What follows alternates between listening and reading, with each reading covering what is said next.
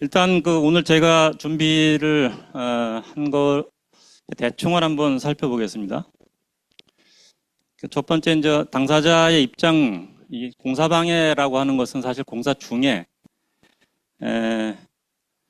진행되고 있는 동기가 촉박한 상황에서 결국은 해제가 됐을 때 상대방이 이 협상 카드로 내가 이제 해제된 마당에 이대로 내가 갈 수 있는가?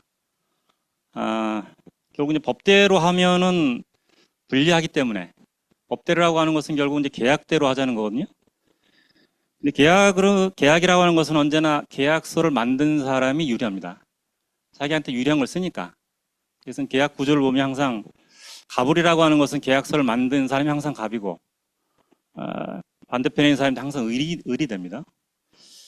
입장을 간단히 보고 이제 제가 이제 준비한 게 워낙 많아서 대충 이제 내용 제목을 한번 살펴보겠습니다. 그다음에 일반적 유형들을 한번 보고요. 그다음에 일반적인 해결 절차 이런 게 있습니다.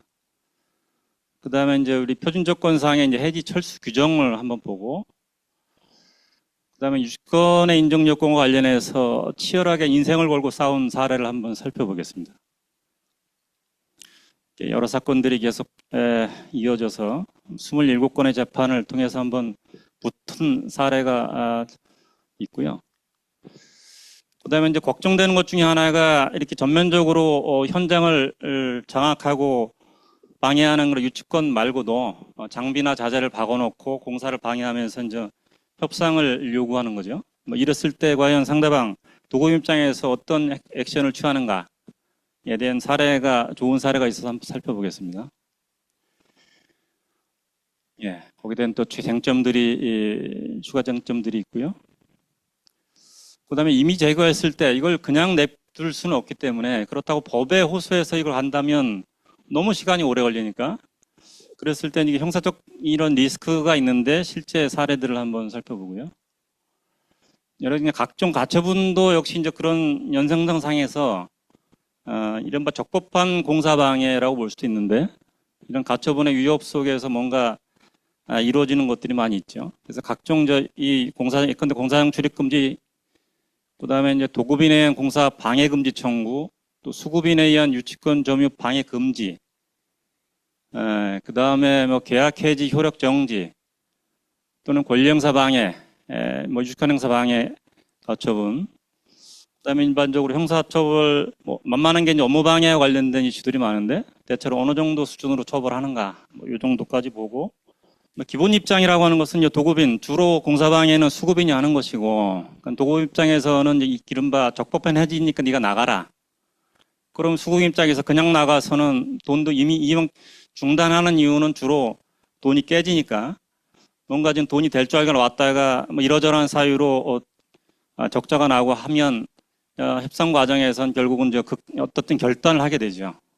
이런 결단들은 대체로는 오너들이 하기 마련인데, 나름의 명분이라고 하는 것은 여러 가지 설계 변경 미인정, 추가 공사비 미지급, 산행공정 지연 등등 자기의 이른바 수급인의 규책 사유 아닌 걸로 지금 중단되고 있다.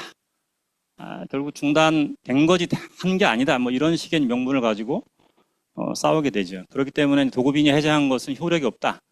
효력이 없기 때문에 내가 여전히 시공권이 있다. 그러니 오히려 네가 나의 공사를 방해하면 안 된다. 라고 하는 것이 이제 수급인의 기본 입장이 되겠습니다. 공사방해를 이제 크게 보면 기본 유치권 행사는 이제 아시는 바와 같고, 근데 유치권 행사 핵심이라고 하는 것은 결국은 이게 공시되는 게 아니기 때문에 나중에 이제 유치권이 부적법한 유치권이라고 밝혀진다고 하더라도 그때까지의 시간 부분은 회복할 수 없는 손해가 되고, 그거를 잘 알기 때문에 이제 이른바 실력 행사를 하게 됩니다. 그다음에 방해물을 갖다가 이제 현장에 박아놓는 부분이 있고요.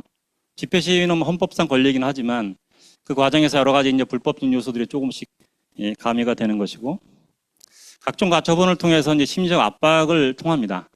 이게 인용이 되든 결정이 되든 달라지겠지만 어쨌든 가처분으로 인한 압박도 이제 상당한 부분이고요. 그다음에 일반적으로 이제 방해를 하면 뭐 경찰 신고를 하죠. 그다음에 고소고발을 하고 그다음에 이제 가처분을 통해서 나가라 인도 단행 가처분이나 뭐 방해금지 가처분 이것들이 이제 자주 일어나는 부분이고 그다음에 이제 본안 소송으로 가서 지루한 싸움이 전개가 되죠. 근데 이제 경찰이나 이런 형사 쪽이라고 하는 것은 사실상 이게 이제 민사적 사안이기 때문에 적극적으로 대응하지 않습니다. 아시겠지만 다 손상 유지로 보고 사고가 나지 않는 이상은 있는 그대로 다치지만 마라. 그다음에 법원으로 와라. 이렇게 지금 해서 우리가 생각했던 만큼 이렇게 잡아가지 않습니다. 우리 민법에 이제 209제 자력구제 부분이 있는데 이게 어디까지가 합법이고 어디까지가 불법인가에 대한 고민이 늘 있고 판단이 어려운 부분이 있습니다. 결국 이제 법적 절차의 치명적인 약점이라고 하는 것은 이게 장기간 소요되기 때문에 1년 뒤에 2년 뒤에 이게 나한테 내가 전부 승소를 한다고 하더라도 이미 발생된 손해 부분은 뭐 회복이 불가능한 것이죠. 왜냐하면 공사를 방해하는 측은 돈이 있는 측에서 하는 게 아니고 결국은 나는 몸만 있다. 망해도 좋다. 같이 망하자. 결국 이제 그 벼랑 끝 전술로 가는 것이기 때문에 민사에서는 뭐 신불자는 백전불패입니다. 뭐 그런 걸 가지고 이제 한번 싸워보는 거죠. 우리 표준 조건은 공통적으로 해지가 되면 공사를 즉시 중지하고 공사장으로부터 철거해야 한다 이렇게 뭐 동일하게 규정하고 있습니다. 물론 앞단의 요건들이 약간씩 다르긴 한데 또 그 요건을 가지고 이게 뭐 맞냐 안 맞는지 이제 다투기도 하는데 대체로 그렇고요. 그다음에 이 유치권과 관련해서 정말 치열하게 다퉜던 법적 다툼엔 이른바 끝판왕 사례가 있어서 어떤 법적 그 다툼까지 갈 수 있는가 한 사례를 가지고 이렇게 짧게 보면 이제 25억 규모의 큰 공사도 아닌데요. 이게 이제 거의 완공해서 사용 승인까지 받았는데 뭐 건폐율초가 등등 해서 건축주가 하자도 있고 해서 건축주가 이제 승질 나니까 2억을 유보하고 뭐 보완 공사를 하라고 하니까 이제 수급인이 돈 내놔라 하면서 중단하고 그러니까 도급인이 이제 해제를 합니다. 그러니까 해제하면서 그러니까 수급인은 이제 돈만 못 나간다 하면서 이제 유치권 주장을 하는 것이죠. 그러면 도급인이 할 수 있는 것이 일단 이제 방해금지 가처분, 접근금지 가처분 뭐 이런 걸 통해서 몰아내게 되고 그래서 약 한 2.5개월 정도의 이제 유치권 행사 기간에 어떤 지체가 있었습니다. 이 나중에 이제 본안으로 가게 되면 결국 본소 그 미지급 잔대금 채권도 한 2억 있고 그러나 이제 그걸 넘어가는 하자부수비 2억 5천 그다음에 지치상금 한 3억 정도로 나중에는 이제 판결이 나는데 그 과정에서 이제 당사자들이 어떻게 행동하는가를 잠깐 보겠습니다. 해지 9일 후에 이제 도급인이 수급인을 상대로 시공자 상대로 해서 접근금지 및 업무방해 감지 가처분을 신청합니다. 여기에 대해서 이제 법원이 심리도 2번 하고 그다음에 현장 검증도 하면서 54일 만에 인용을 합니다. 나가라. 그러다 수급인이 동의하지 못하죠. 즉시 강제 집행 정지를 신청하는데 법원은 즉시 기각합니다. 신속하게 다음날 기각하고 거기에 대해서 수급인이 인정 못한다. 그래서 가처분 이의를 합니다. 그래서 1심에서 한 63일, 4일 만에 원 가처분 맞다.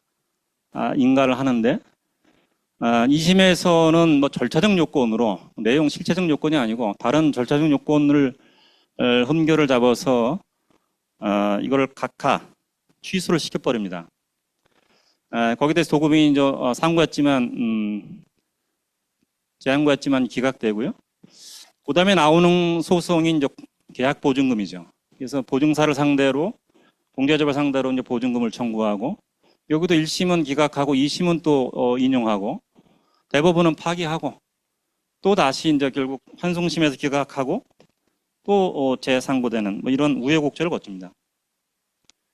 그다음에 이제 본안인 공사대금, 반소인 손해배상 같이 동시에 진행하고 여기서 이제 문제가 됐던 쟁점은 잠깐 보면, 그 지체, 그 2.5개월의 유치권 행사 기간 동안에 지체상금이 적용되는가에 대해서 원심은 이거는 유치권 행사가 적법한 거 아니야? 그때 이제 잔금이 있었기 때문에 거기에 대해서 하자보수 보증금, 아니, 하자보수비하고 나중에 이제 그걸 대항을 했는데 그거는 이미 소급적으로 소멸했다고 해서 그 유치권에 대한 점유가 불법 점유는 아니다라고 봤는데 대법원에서는 그렇지 않다. 이게 지금 이 잔대금 채권의 전부에 대해서 동시행 항변을 할 때에는 잔대금 채권의 변제기가 도래하지 아니한 거와 마찬가지다 하면서 결국 유치권을 인정하지 않았습니다. 그게 그래서 이제 지상금이 다 부과된다는 얘기고. 자, 그렇게 이제 결론 본안 부분은 그렇게 됐는데, 그래서 그래서 손해배상이 또 등장합니다. 그러니까 2.5개월이 결국 불법 점유로 인정이 되고, 그러면 그 기간 동안 내가 뭐 공장 임차했습니다 하면서 이러저러한 손해가 났다. 그거 배상해라. 이것도 역시 1, 2, 3심 가고요. 7,200 배상을 받았는데, 그 다음에 여기까지가 민사하고, 형사 가자. 그래서 이제 형사는 기본적으로 업무방해에서 그 당시 이제 가처분 결정에 의한 그 현장 인도 시의 몸싸움이 있었고, 그래서 이제 수급인 대표회사 벌금 50만 원 받습니다. 이거로 만족할 수 없다 해서 그럼 2.5개월 동안에 네가 한 게 뭐냐? 그럼 불법적으로 나한테 공갈친 거 아니냐? 유치권도 없으면서 현장을 방해하고 결국 이제 명예훼손까지도 있다 하면서 이것도 1, 2, 3심 갑니다. 그 다음에 이제 아까 뭐 도급인이 무슨 지배인을 선임한 그 부분 절차적인 문제가 있었는데, 이거는 반대로 수급인이 도급인 쪽을 상대로 너도 고통을 받아야지 하면서 고발하고 벌금 500만 원 받고 이것도 1, 2, 3심 갑니다.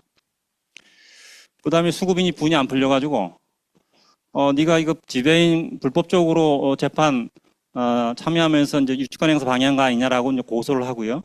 여기에 대해서 맞고소를 합니다. 무고로. 그래서 수급인 고소는 무혐의가 되고 맞고소, 무고 혐의에 대한 고소가 인정이 돼가지고 이것도 또 1, 2, 3심 갑니다. 남은 것이 뭐냐?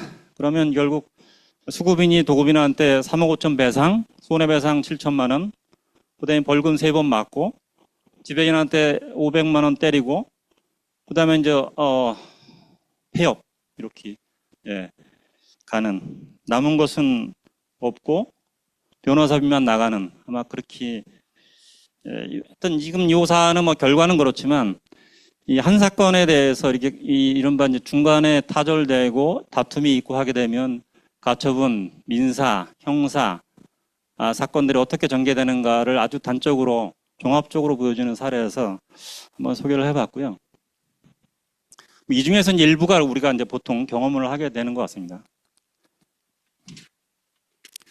그 다음에 현장에서 늘 자주 있는 부분이 사실은 이제 장비, 크레인을 갖다 박는다든지 현장 입구에다가 이제 대형 백호를 갖다가 박고 차량을 박고 하게 되면 이게 뭐 공사가 안 되니까, 진입이 안 되니까 이걸 그러면 어떻게 할 거냐?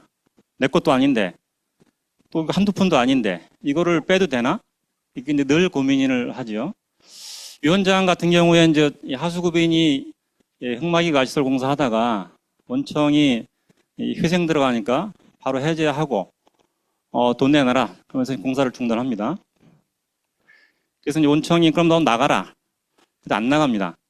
돈 안 나간다고 하면서 이제 현장에 기중기를 설치를 했죠. 그러면서 자기가 이제 가처분도 받아놓고 그 기중기 하두업자가 뭐 나름 법적 조치도 합니다. 그래서 근데 이제 원청이 이거를 그대로 둘 수는 없기 때문에 자기가 임의로 업자 불러서 이른바 이 유료 창고, 유료 보관 장소에다가 기중기를 옮겨버립니다. 실제. 그러면 여기서 수급인이 그걸 내 거를 왜 옮기냐? 그거를 달라. 인도 소송을 청구해서 이깁니다. 수급인이. 그러다 보니까 그러면 이제 인도 소송이 이겼기 때문에 갖다 달라라고 하니까 결국 보관료가 문제가 되고 보관료에 대해서는 이제 원청 입장에서는 네 장비니까 너 때문에 나간 보관비니까 네가 돈 내고 가져가라. 그리고 수급 입장에서는 네가 임의로 보관시켰기 때문에 네가 즉 도급이니 즉 원청이 보관료를 내고 나한테 갖다 놔오. 이게 이제 쟁점이 됐던 거고요.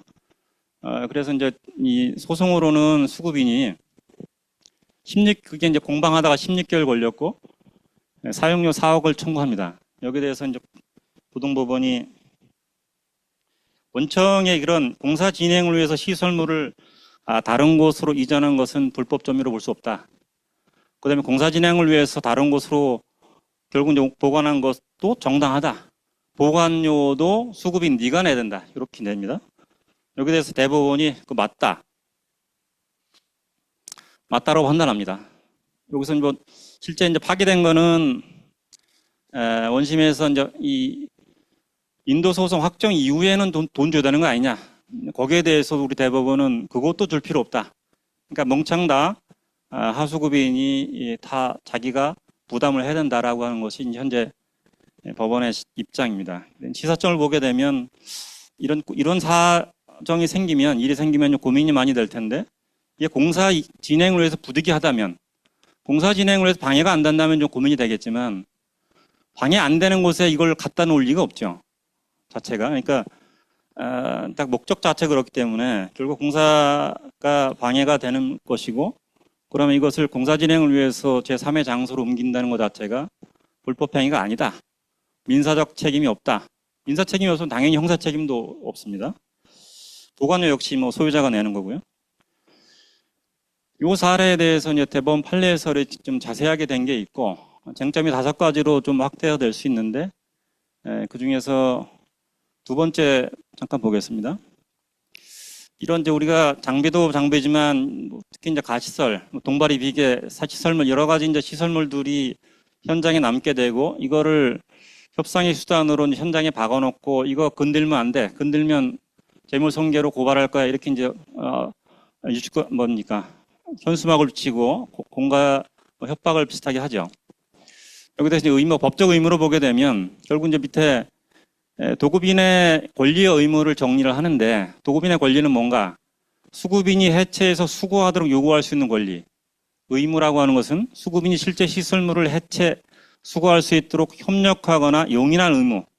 대체로는 이렇게 정리가 되는 것 같습니다. 그 다음에 우리가 이제 가처분 결정에 나게 되면 저도 마찬가지로 굉장히 절대적인 것이 아닌가. 왜냐하면 법원의 판단이기 때문에 이렇게 이제 이해하기가 쉬운데 실제는 그렇지 않다는 겁니다. 이 사건에서도 사실은 이 대법원 이 재판연구관들은 볼 때는 당초에 이 부분은 가처분의 발령 요건을 갖추지 못한 거 아닌가? 약간 그런 의문도 품습니다. 다시 말해서 이런 가처분이라고 하는 것 재판 자체가 채권자, 신청하는 자의 자료를 믿고 이른바 증명이 아닌 소명 단계에서 채권자의 책임, 청구하는 자의 책임으로 결정을 하는 것이기 때문에 만약에 그것이 본안에서 패소하게 되면 그 법원의 결정이라고 하더라도 그 결정 자체가 부당한 보전 처분이 될 수 있고 그로 인한 손해배상 책임도 질 수 있다라고 하는 것이 이 법리고요. 그러니까 가처분이 나왔다고 하더라도 그걸 절대적으로 믿고 갈 건 아니고 나름 판단해서 가처분에 반하는 행위를 할 수도 있고요. 어쨌든 전략적 법률적 판단이 요구되는 영역입니다.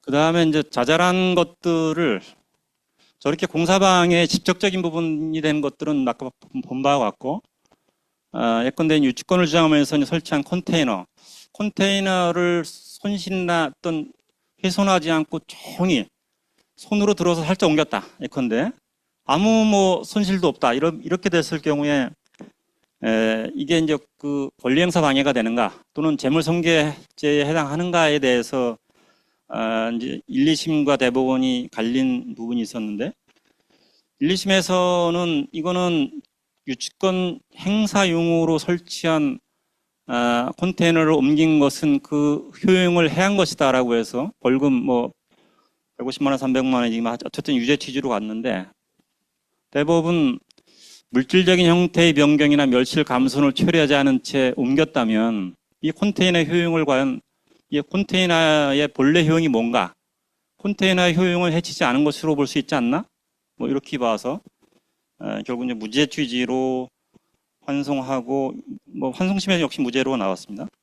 뭐 이렇게 볼 수 있는 거고. 근데 여기에 이거를 일반화하기는 어렵고 왜냐하면 여기까지 왔던 얘기는 경찰 단계 또는 검찰 단계에서 유죄. 적어도 나아가서 1, 2심에서 유죄를 받기 때문에 이렇게 되면 다 뭐 문제 없다 이렇게 봐서는 곤란하고 여기 특수한 사정들을 면밀하게 고려할 필요가 있습니다.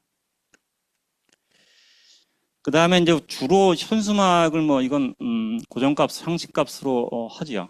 우리가 유치권 행사한다고 이 현수막을 걸면 유치권이 됩니까? 유치권이라고 하는 것은 결국 이제 점유를 본체로 해서 이게 사실상의 이제 배타적 지배 그 관계, 즉 점유를 본체로 하는 거라서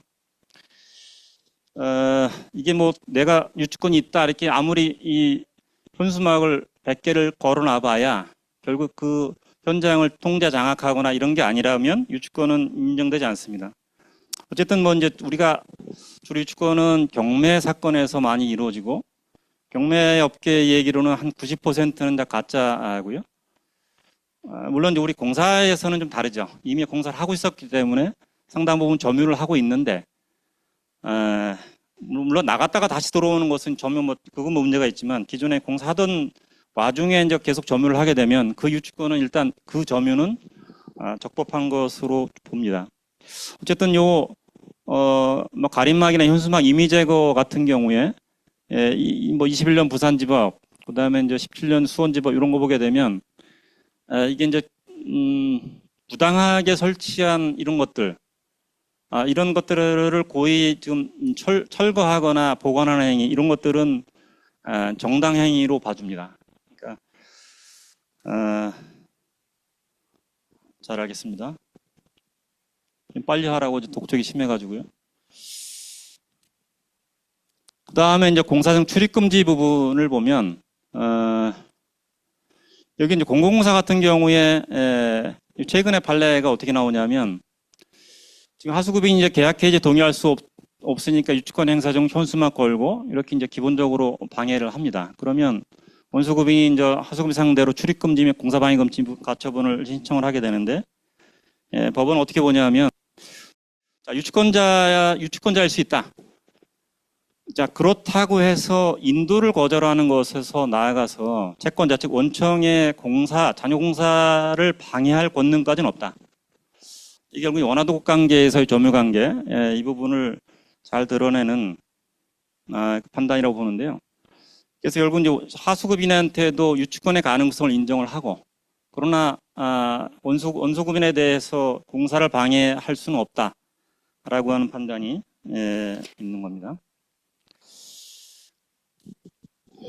그다음에 요거는 이제 같은 사건에 있어서 도급인이 공사방해금지 청구를 하니까 수급인이 나도 한다. 그래서 4일 만에 자기가 이제 유치권을 주장하는데 점유를 방해하지 말라. 원수급인을 상대로 청구를 한 것이고 이게 4일 만에 먼저 뒤에 했지만 판단은 먼저 나옵니다. 그래서 이게 공공공사고 이게 돈 못 받아 돈에 대한 거는 네가 가압류하면 될 거 아니야? 그다음에 만약에 이게 인용이 되면 원도급이 못하게 되는데 그로 인한 사회 경제적 손실이 크다. 이게 꼭 그 급박한 사정이 있느냐? 결국은 가처분의 이른바 이제 보전의 필요성 부분을 얘기를 하면서 기각을 시킵니다. 그러면서 이제 반대로 했던 도급인의 공사방해금지 청구는 인용을 하고요. 뭐 본안 갔더니 뭐 대동소이하게 약간의 잔잔한 돈들이 있었습니다. 이런 걸 가지고 과연 공사를 그렇게 못하게 할 정도로 그렇게 심각한 이른바 급박한 위험이 있는가? 이거 가지고는 법원은 인정하지 않습니다. 그 다음에 이제 계약 해지 효력을 정지하는 가처분을 신청하는 경우가 있는데, 요건 같은 경우에 이제 공공기관의 이제 원화도급 분쟁이었습니다. 그래서 이제 발주자, 뭡니까? 원청이, 이제 하수급인을 아니죠. 하수급인이 원청을 상대로 이제 이게 이제 해지가 부당하다. 나는 여전히 계약적 권리가 있다. 기존 계약이 효력이 유지된다는 이제 그런 식의 가처분을 청구한 사안에 대해서 이게 이제 이런 얘기를 합니다. 공사도급 계약을 한번 성격을 보자. 공사도급 계약이라고 하는 것은 결국 상대방이 협력 없이 그 계약의 이행을 자체를 강제적으로 관찰하기 어려운 그런 거 아니냐. 그러면 이 가처분에 대한 보존의 필요성을 한층 더 엄격하게 보자. 이런 얘기. 웬만하면 해주지 마라. 이런 얘기죠. 그래서 나중에 이제 밑에 보면 향후 본안에서 해지 통보가 무효라고 확정되더라도 손해배상으로 돈을 청구하면 되지. 굳이 상대방이 너랑 같이 못하게 했다는데 같이 내가 하고 싶다라고 계약 해지 효력, 즉 계약 해지가 무효라고 볼 필요가 있는가? 이런 얘기를 하고요. 그러면서 이제 이건 정지는 기각을 하죠. 그다음에 요거는 수급인인 결국 요거는 이제 거의 다 공사를 끝내놓고 사실은 도급인이 돈을 안 준 사안입니다. 이제 안 준 상황에서 나가라고 하니까 하수급인이 하수급인이 아니군요. 수급인이죠. 수급인이 현장에다가 지인을 치고 유치권을 행사합니다. 그러니까 도급인이 강제로 뜯어내서 강제로 이제 팽개치죠. 여기에 대해서 재물손괴 업무방해 권리행사 방해로 고소를 하고 그래서 1심에서 모두 이제 유죄로 인정돼서 10개월, 뭐 2심 벌금 1,000만 원. 2심에서는 약간 권리행사 방해는 무죄가 아닌가? 뭐 그런 얘기가 있었습니다. 그건 좀 나중에 한번 보시고요. 자료상으로 확인을 하시고 결국 이제 파기해서 이것도 전부 유죄다. 그래서 이제 뭐 돈 다 물어주고 본안 끝난 다음에 이제 환송심에서 다 물어주고 나하고 뭐 처벌 불원서에서 이제 벌금 700으로 끝난 사례가 있는데요. 업무방해 이제 마지막으로 보겠습니다. 먼저 그 노조에 대한 분쟁도 심하고 누구 노조는 해주고 왜 우리 노조는 안 해주냐 하면서 이제 이렇게 현장에 들어놓는 경우가 있는데 뭐 한 두어 시간 이렇게 방해한 경우에 벌금 한 100만 원, 70만 원 뭐 이 정도 수준에서 이런 정도 사건은 마무리됩니다. 이걸 민사로 가게 되면 또 얼마가 될지는 이제 그건 케이스 바이 케이스로 다른 부분이고요. 그 다음에 이거를 아주 직업적으로 하면 여기는 아주 그 6천만 원 못 받았다고 이제 굴삭기 이 볼보 10을 갖다가 현장에 박아놓고 그 건물에다가 이렇게 팔을 올려놓습니다. 그럼 이제 이걸 움직이지도 못하고 그러면서 한 70일 정도의 공사가 방해된 경우에 알고 봤더니 이게 이제 전과 20범 그러면 이제 죄질 나쁘다 해서 1년 2개월 뭐 이렇게 실형을 때려버리는 거죠. 항소심도 이거 뭐 과하지 않다. 뭐 요 정도. 그렇게 해서 제가 준비한 사례는 발표를 마치고요. 저도 이렇게 그러면 곧바로 Q&A로 가겠습니다.